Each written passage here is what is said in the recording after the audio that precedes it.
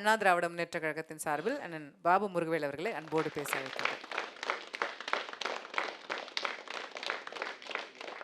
ADMK versus DMK versus NTK versus TVK 4 முனை என்கிற போட்டியை போல சொல்லியிருக்கிறார்கள். 5 முனையும் இருக்குது, சில இடங்களில் 6 முனையும் இருக்கிறது போட்டி. சின்னமாக சொல்கிறீங்களா? டாக்டர் கிருஷ்ணசாமி போட்டியிடக்கூடிய சில இடங்களில் 5 முனை போட்டி இருக்கிறது. அதுபோல் திருமதி சசிகலா அவர்கள் போட்டியிடக்கூடிய இடங்களிலே 6 முனை போட்டியும் இருக்கிறது. 5 முனை, 6 முனை, 7 முனை, எந்த முனைனாலும் தமிழகத்தை பொறுத்தவரையிலே 2 முனை போட்டி தான். அனைத்து இந்த அண்ணா திராவிட முன்னேற்ற கழகமா திராவிட முன்னேற்ற கழகமா, இதுதான் இங்கே தேர்தல் களம். யதார்த்தம் அதுதான். உணர்ச்சிகளை பயன்படுத்தி பாலாஜி அவர்கள் பேசும்போது உணர்ச்சிகளை பயன்படுத்தி விஜய் பேசுகிறான்னு சொல்கிறார். விஜய் மட்டும் பேசலை, ஸ்டாலினும் உணர்ச்சிகளை மையப்படுத்தித்தான் தேர்தல் அரசியல் மேற்கொள்கிறார். காரணம், இணக்கமாக செல்வதற்கும் அடிமைத்தனமாக இருப்பதற்கும் வீம்பு பிடிப்பதற்கும் வீரமாக இருப்பதற்குமே வித்தியாசம் தெரியல ஸ்டாலினுக்கு.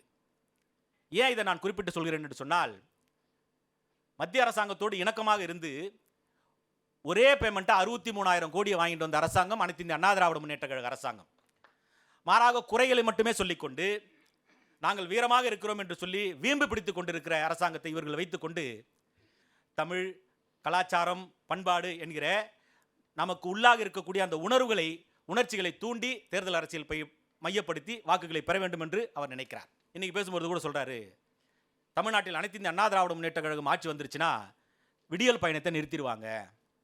எப்படி பாருங்க, அனைத்து இந்த அண்ணா திராவிட முன்னேற்ற கழகம் ஆட்சி கட்டிலில் வந்த பிறகு ஆண்களும் அதிலே விலை இல்லாமல் பேருந்திலே பயணம் செய்யலாம் என்கிற ஒரு தேர்தல் அறிக்கையை நம்ம கொடுத்துருக்கிறோம். சொல்லிட்டு அது மகளிருக்கு இருக்கக்கூடிய அந்த திட்டம் தொடர்ந்து செயல்படும் என்கிற ஒரு அதில் சொல்றோம் நம்ம கிளியரா.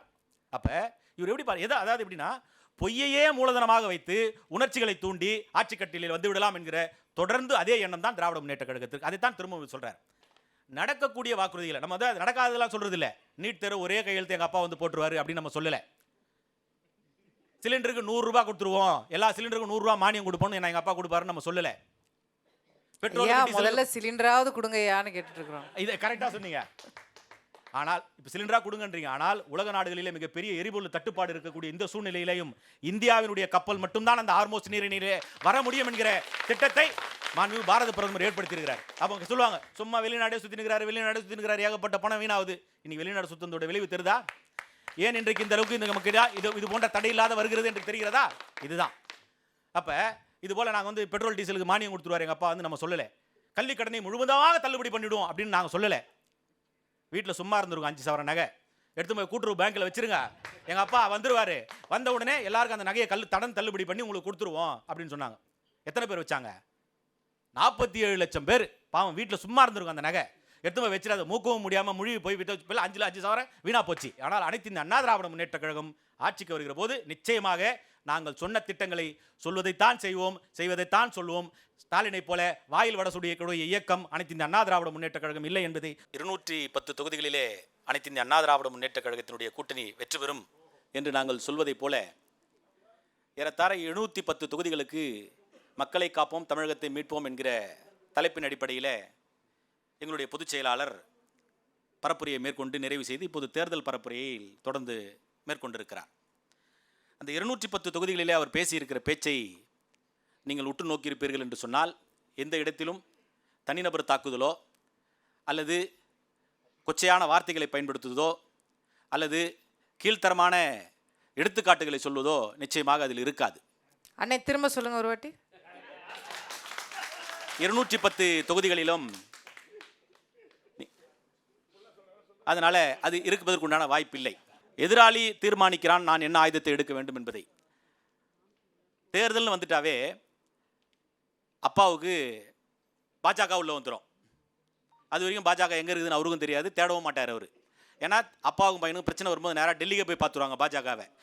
தேர்தல் வரும்போது தான் பாஜக இங்கே உள்ளே வந்துடும். மகனுக்கு தேர்தல் வந்துட்டா ஒரு கையில் செங்கல் வச்சுக்குவார், இன்னொரு கையில் ஒரு ஃபோட்டோ வச்சுக்குவார். இதுதான் இவர்கள் தந்தையின் மகனுக்குமான தேர்தல் பிரச்சாரம். கடுமையான சொல்லாடுகளை பயன்படுத்துகிற போது பார்த்து கொண்டு வாளாக இருக்க முடியாது. மீண்டும் எதிர்த்தாக்குதலை தொடுத்தால் தான் அந்த இடத்துல சரியான அரசியல் களமாக அது இருக்கும். தந்தை ஒருபுறம், மகன் ஒருபுறம், தங்கச்சி ஒருபுறம் என்று மும்முனை தாக்குதல் நடத்தி கொண்டிருக்கிற இந்த வேளையில் ஒரே ஒரு ஆண் மகனாக அரசியல் களத்திலே அனைவருக்கும் சவால் விடக்கூடிய வகையிலே பேசிக் கொண்டிருக்கிற எங்களுடைய பொதுச் செயலாளருடைய பேச்சு கண்ணியமானதாக இருந்தது. அது இருக்க வேண்டும் என்று சொன்னால் அதை நீங்கள் தான் முடிவு செய்ய வேண்டும். அதனால் அவர் தரைக்குறைவாக பேசிட்டார் இந்த விஷயம் சொல்லாதீங்க. பேசியதன் அடிப்படையில் எதிர்வினை ஆற்றக்கூடிய சூழ்நிலையிலே நாங்கள் இருந்து கொண்டிருக்கிறோம். அதே போல அதிமுக திமுக 2 பேருமே ஊழல், எங்கிட்ட அந்த மாதிரிலாம் எதுவுமே இல்லை, நீங்கள் நான் நியாயவான்கள் உங்களால் சொல்ல முடியுமா அப்படின்னு யார் சொல்றதுன்னா, புலி படத்துக்கு 1.5 கோடி ரூபாய் வரி பாக்கி வச்சுட்டு அந்த வரி பாக்கியை நீ கட்டணும், ஒரு நடிகர் உச்ச நடிகர் இந்த மாதிரிலாம் செய்யக்கூடாதுன்னு உயர்நீதிமன்றம் சொன்ன ஒரு நடிகர் ஊழலை பற்றி பேசுகிறாருன்னு சொல்கிறார். சரி, அது ஒரு பக்கம் இருக்கட்டும். அப்ப கூட நாங்க ஊழல் பண்ணலன்னு சொல்ல மாட்டீங்க பாருங்க. இல்ல, நீங்க எப்படி பேசலாம்னு கேக்குறீங்க. குற்றச்சாட்டு வைக்கிற போது நான் யோக்கியமானவனா என்பதை நீங்கள் புரிந்து கொள்ளுங்கள். அதற்கு பிறகு நான் யோக்கியமானவனா என்பதை உங்களுக்கு நான் விளக்கமாக சொல்வதற்கு உண்டான வாய்ப்பு இருக்கும். ஏறத்தாழ இந்த ரெட் ஜெயின் மூவிஸில் ஒரு 8-9 படம் நடிச்சிருப்பார்னு நினைக்கிறேன் உதயநிதி. இவர் விஜய் உதயநிதியோட கம்பெனியில் விஜய் நடிச்சிருப்பார். சம்பளம் வாங்கி நடித்தவர் 620 கோடி சொத்து காட்டியிருக்கிறாரு. சம்பளம் கொடுத்த உதயநிதி 33 கோடி காட்டுறாரு. இப்போ இதிலிருந்தே தெரிந்து கொள்ள வேண்டும் நீங்கள் யார் இங்கே நியாயமான கணக்கை காட்டி கொண்டிருக்கிறார்கள், யார் இங்கே நேர்மையாளராக இருக்கிறார்கள் என்று. அதுபோல் இந்த லீமா ரோஸை பற்றியும் சொன்னாங்க. ஏன் இதை பற்றி இந்த மத சாயங்களை பூசக்கூட தேர்தல் வருகிற போது மதசார்பற்ற இயக்கம் அப்படின்னு திராவிட முன்னேற்ற கழகம் கிளைம் பண்ணுது. நாங்கள் மதசார்பற்ற கூட்டணி அப்படின்னு சொல்லலாம். மதசார்பற்ற கூட்டணி யார் என்று சொன்னால் அனைத்து இந்திய அண்ணா திராவிட முன்னேற்ற கழகத்தின் தலைமையிலான இந்த என்டிஏ கூட்டணி தான் மதசார்பற்ற கூட்டணி. காரணம் விளக்கமாக உங்களுக்கு நான் சொல்கிறேன். 4 இஸ்லாமிய அமைப்புகள் திராவிட முன்னேற்ற கழகத்தினுடைய கூட்டணியில் இருக்கிறது. பேரே அதில் எல்லாம் உங்க கூட இருந்தவங்க தான். எல்லாம் மாறி மாறி இருப்பாங்க. அதனால தான் அவங்க 2 பேருமே இப்போ பார்த்தீங்கன்னா ஒரு வீடியோ பார்த்தேன். ஒரு தம்பி அந்த இருக்கக்கூடிய கூட்டணி கட்சியில் இருக்கக்கூடிய அந்த கொடியை என்றார். எல்லாரும் பார்த்துருப்பீங்கன்னு நினைக்கிறேன். 1 2 3 4 5 12 13 முடிஞ்சிடும்னு பார்க்குறேன். போயினே இருக்குது. 22 23 25 கொடி அந்த இடத்துல. நான் என்ன சொல்கிறேன், நாங்கள் தூய்மையான ஆட்சியை கொடுத்திருக்கிறோம், மக்களுக்கு தேவையான பொருட்களை நாங்கள் கொடுத்திருக்கிறோம், வாழ்க்கை வசதியை ஏற்படுத்தி கொடுத்திருக்கிறோம், அவங்களுடைய வாழ்க்கை தரத்தை உயர்த்திருக்கிறோம் என்று நீங்கள் திராவிட முன்னேற்ற கழகம் 5 ஆண்டுகளே மார்த்தட்டி இருப்பீர்கள் என்று சொன்னால் எதுக்கு நீங்கள் அறிவாலயம் பக்கம் போகிறவங்களாம் கூப்பிட்டு ஆளுக்கு ஒரு சீட்டு கொடுத்தீங்க? வேலை வாய்ப்பை பற்றி பேசினார். கடந்த 2021ஆம் ஆண்டு தேர்தல் வாக்குறுதியிலே தமிழகத்திலே 5.5 லட்சம் வேலை வாய்ப்புகளை நாங்கள் உருவாக்குவோம் அப்படின்னு சொல்லி தேர்தல் வாக்குறுதி. ஆனால் நடந்து முடிந்த சட்டமன்ற கூட்டத்தொடரில் இடைக்கால நிதிநிலை அறிக்கையிலே தமிழகத்திலே 50,000 வேலை வாய்ப்புகளை புதிதாக உருவாக்கி இருக்கிறோம்னு சொல்றாங்க. அப்ப ஏற்கனவே 2021ஆம் ஆண்டு கொடுத்த தேர்தல் வாக்குறுதியை நிறைவேற்றாத போது இப்ப தேர்தல் வாக்கு புதிதாக என்ன கொடுத்திருக்காங்கன்னு சொன்னா 50 லட்சம் வேலை வாய்ப்புகளை உருவாக்குவோம்.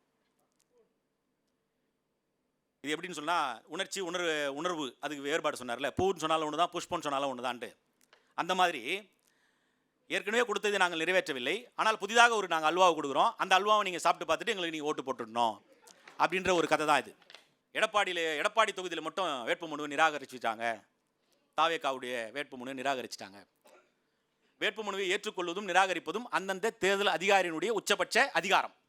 2017ஆம் ஆண்டு ஆர்கே நகரில் இடைத்தேர்தல் நடைபெறுகிறது. அப்போ அந்த இடைத்தேர்தல் நடைபெறுகிற போது அப்போ ஒரு நடிகர் விஷால் வேட்புமனு தாக்கல் பண்ணுறார். அப்போ நான் தலைமை கழகத்தில் இருக்கிறேன், என்னுடைய அன்றைய முதலமைச்சர் என்னை அழைத்து அது விஷால் ஒருத்தர் நடிகர் தாக்கல் பண்ணியிருக்காரு, அது என்னன்னு கொஞ்சம் பாருங்கன்னார். நான் போனேன் அந்த இடத்துக்கு.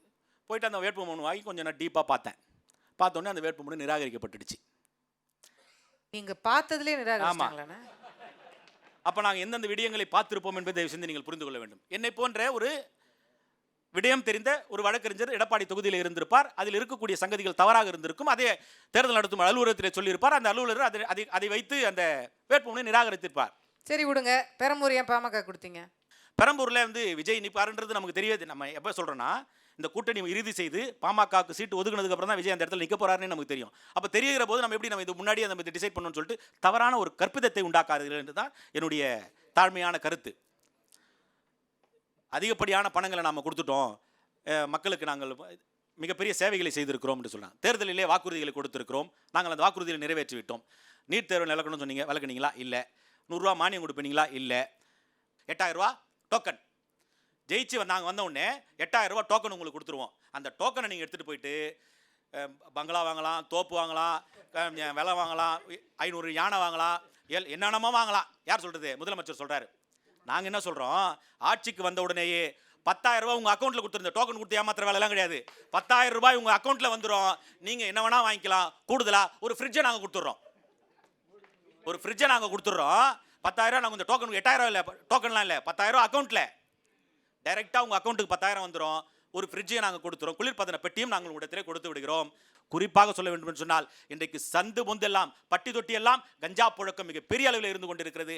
அதை 3 மாதங்களில் என்னுடைய தலைமையில் நான் அதை கட்டுப்படுத்துவேன் என்று புரட்சி தமிழன் எடப்பாடியார் வாக்குறுதி கொடுத்திருக்கிறார். அதை நானே கிட்டே இருந்து கண்காணிப்பேன் என்றும் சொல்லியிருக்கிறார். என் தலைமையில் ஒரு டாஸ்க் ஃபோர்ஸ்க்கு நாம் அமைப்போம். அதன் மூலமாக 3 மாதங்களில் கஞ்சாவை முழுமையாக என்னால் ஒழித்து காட்ட முடியும் என்கிற சவாலை விடுத்திருக்கிறார். இந்த நாடு போதையில்லாத மாநிலமாக இருக்க வேண்டுமா, பாதுகாப்பான மாநிலமாக இருக்க வேண்டுமா? என் அன்புக்குரியவர்களே, நீங்கள் சிந்திப்பீர். ஆட்சி மாற்றம் ஒன்றே தீர்வு என்று சொல்லி நிறைவு செய்கிறேன். நன்றி, வணக்கம். ட்ரெண்ட ஃப்ரெண்ட் ஆக்கிக்கோங்க. தந்தி டிவியின் சப்ஸ்கிரைபர்ஸ் அண்ட் ஃபாலோவர்ஸ் குடும்பத்துல நீங்களும் இணையுங்க.